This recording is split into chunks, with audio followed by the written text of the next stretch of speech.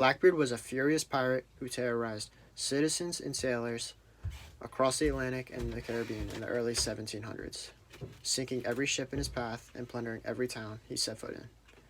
Anyone who dared to cross swords with him wouldn't live to tell the tale. If he disobeyed an order, he wouldn't ask twice.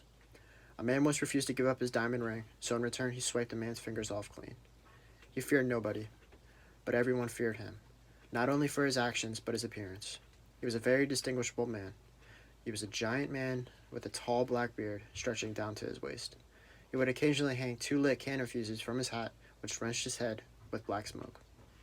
When his mouth was dry, he would light his rum on fire and drink it with flames still ablaze. Many people thought he was the devil himself, and even his crew. Along with being a savage, he was very unpredictable. He purposely crashed one of his ships to make sure that no one would touch his gold. He was an extremely dangerous man that needed to be taken off the sea. So when he retreated to Teach's Hole to throw a massive party, the people of South Carolina sent word to the governor of Virginia that Blackbeard was at Teach's Hole.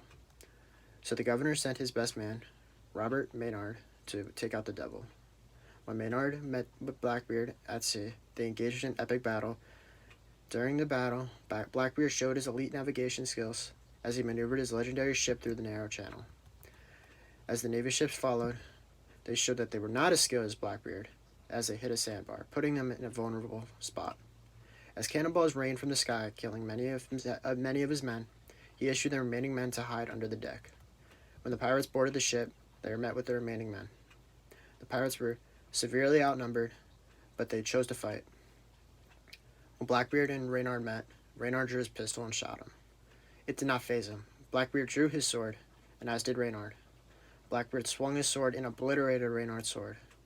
Reynard was helpless, and as Blackbeard was going for the death blow, he was struck from behind, which caused him to miss his swing.